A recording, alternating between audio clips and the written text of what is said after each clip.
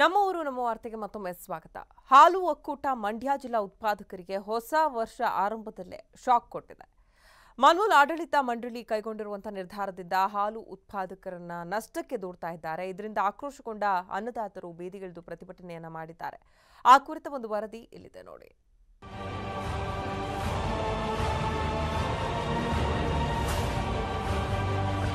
ಹಾಲು ಒಕ್ಕೂಟ ಮಂಡ್ಯ ಜಿಲ್ಲೆ ಹಾಲು ಉತ್ಪಾದಕರಿಗೆ ಶಾಕಿಂಗ್ ನ್ಯೂಸ್ ನೀಡಿದೆ.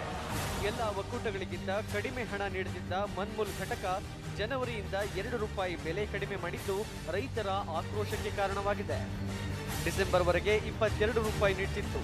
ಆದ್ರೀಗ ₹20ಗೆ ಬೆಲೆ ಕಡಿಮೆ ಮಾಡಿ ಆದೇಶ ಹೊರಡಿಸಿದೆ. ಮನ್ಮೂಲ್ ವ್ಯಾಪ್ತಿಯಲ್ಲಿ 1211 ಸಹಕಾರ ಸಂಘಗಳಿದ್ದು ನಿತ್ಯ 8.60 ಲಕ್ಷ ಕೆಜಿ ಹಾಲು ಸಂಗ್ರಹವಾಗುತ್ತೆ.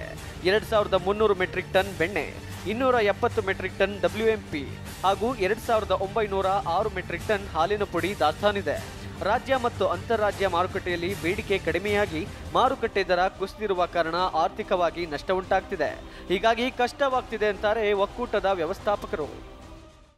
ಯಾವುದೇ ಅಂತಾರಾಜ್ಯ ಬಲ್ಕ್ ಸೇಲ್ಸ್ ಇಲ್ಲದ ಹಿನ್ನೆಲೆಯಲ್ಲಿ ಹಣದ ತೀವ್ರ ಅಡಚಣೆ ಉಂಟಾಗಿದ್ದು ಹಾಗೂ ಮಂಡ್ಯ ಹಾಲು ಒಕ್ಕೂಟ ಬರೋ ದಿನಗಳಲ್ಲಿ ಬೃಹತ್ ಇನ್ವೆಸ್ಟ್ಮೆಂಟ್ಸ್ಗಳನ್ನು ಮಾಡಿಕೊಂಡು ಮೆಗಾ ಡೈರಿಯನ್ನು ಸ್ಥಾಪನೆಗೊಳಿಸಬೇಕಾದಂಥ ಹಿನ್ನೆಲೆಯಲ್ಲಿ ಈ ಮಾರ್ಚ್ ಅಂತ್ಯದೊಳಗೆ ನಷ್ಟಗಳನ್ನು ಹೊಳಗಾಡಿಸಲು ಅನಿವಾರ್ಯವಾಗಿ ದರವನ್ನು ಕಡಿತ ಮಾಡಿಸಲಾಗಿದೆ.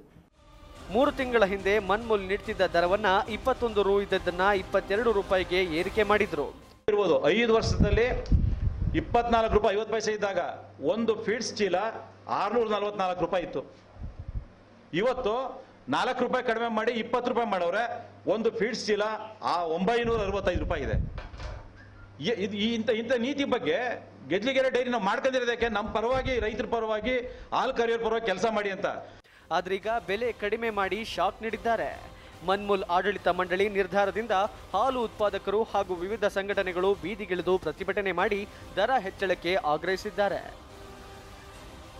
ಕ್ಯಾಮರಾ ಪರ್ಸನ್ ವಿನೋದ್ ಜೊತೆಗೆ MK ಮೋಹನ್ ರಾಜ್, TV5 ಮಂಡ್ಯ.